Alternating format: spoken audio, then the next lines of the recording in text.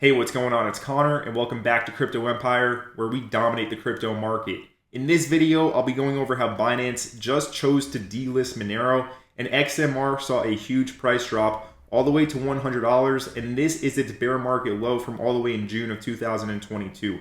So is this the end of Monero and the end of privacy coins and crypto altogether, or do they still have a future? I'll be giving my answer to that question in this video, and also I'll be discussing if it's worth holding any privacy coins in this bull market cycle. So if that interests you, be sure to stick with me until the end of this video. It's time to get into it and let the gains be with you.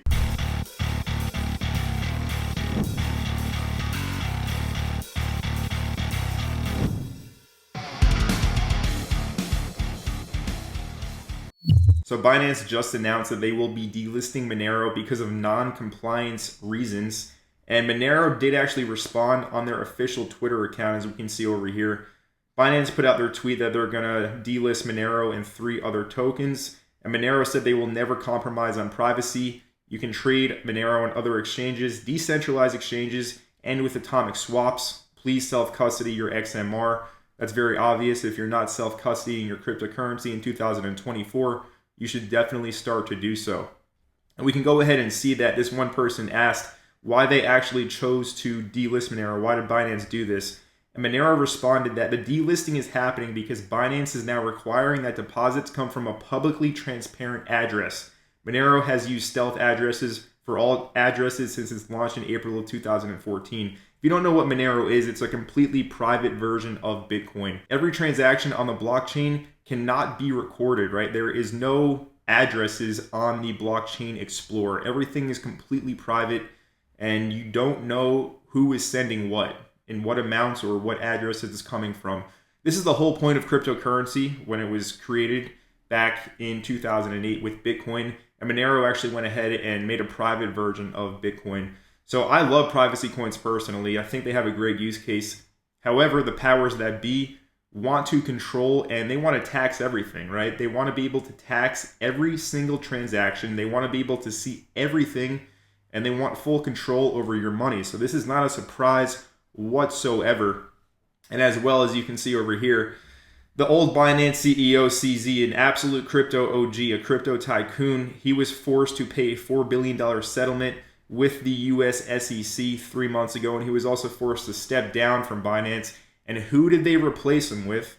Well, it's no surprise. They replaced him with an Agent Smith, this guy Richard Tang, who has ties over here to the WEF. So not a surprise whatsoever to see this happening. This is all part of the plan by the powers that be, and it should not come as a surprise to anybody to see that, Binance, the largest crypto exchange in the world, is delisting Monero. So now what does this mean for the future of privacy coins? Because Monero is not the only privacy crypto coin out there. There's a whole section, as you can see over here on CoinGecko. There's quite a few privacy coins. So the thing is, I don't think it's the end of privacy coins, right? This is a proof of work network, and the miners are not going to stop, mining Monero, and they're not going to abandon the network here. Monero has a very niche, strong community, and it will always have a use case. People use Monero every single day for transactions to pay for things in the real world, and I don't see that stopping really ever, right? There's always going to be niche communities out there that are going to choose and they're going to opt into private payments. So Monero will always have a use case. But of course, for speculation reasons, right? If you're a market speculator, if you're an investor, it is not necessarily the best investment to hold, especially for a crypto bull market cycle. I was holding Monero for years, right? I've always been an advocate of Monero here on the channel and privacy coins altogether. However, I did decide to swap all of my XMR for Kaspa a few months ago, and that turned out to be a great trade, right? Kaspa went ahead and did a few multiples, and Monero hasn't necessarily done anything. Now, on the delisting news, it saw a huge drop, as we saw 32% from $165 down to $100. It is seeing a recovery now. It's seeing a bounce. It's sitting at $123 as it stands right now. I don't think that the worst has necessarily happened yet. I would not be surprised to see another test of the $100 level. And if it does break that, we can see prices from $80 to $70 for XMR. And that would most likely be a great level to buy it, right? Because I can see it recovering and heading back up to $200 plus. But with that being said, there's a lot of options out there and opportunity cost is expensive. So I don't necessarily plan on buying Monero again, right? I think there's a lot of other options out there to see higher returns in this market over the course of this bull market cycle. But nonetheless, with that being said, I still think Monero will exist for a very, very long time. Just because Binance chose to delist it doesn't mean that it's just going to cease operations altogether. It's a decentralized network used by a lot of people around the world, supported by some big people around the world. It is one of the first original cryptocurrencies, and it stands for, the ethos of what crypto was created for: private transactions, peer-to-peer, private digital cash. That's exactly what XMR is. But what does this mean for other privacy coins? I don't necessarily think that the lesser known privacy coins are going to cease to exist either. For example, there is a coin called Pirate Chain, ticker symbol ARRR, and back in the previous bull run in 2021, it was listed on just a few very small exchanges, right? It was not listed on Binance or any other huge exchange out there. And as you can see here, it went from around 15 cents to a high of 18 bucks, right? It did over a 100x, being listed on only really small exchanges. So I still think that a few privacy coins are most likely going to have a very good bull run. And I've talked about the privacy coins that I'm personally holding over the past few months here in the channel. And I just want to briefly go over them very quickly in case anybody is interested on what privacy coins I'm bullish on and which ones I think can have a good performance over the course of this bull market cycle. Now, the first one is OXO, which is an all-in-one privacy exchange with 100% utility income distributed to the token holders. So they are launching a full-on privacy suite on the Ethereum blockchain.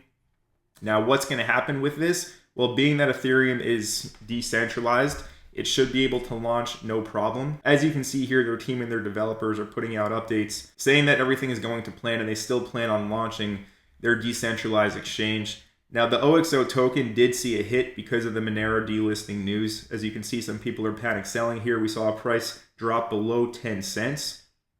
And there is some buys coming in, right? So people are going ahead and buying the fear, which is quite common in this market, right? People panic sell, other people buy the dip. That's just how things work. Nonetheless, OXO over here dropping into the zone below 10 cents. Maybe it drops to around the 7-6 cent region. I don't really see it going lower than that. And I think when OXO does launch, it's going to have a very prosperous bull run. So I'm still holding OXO. I'm still bullish on it.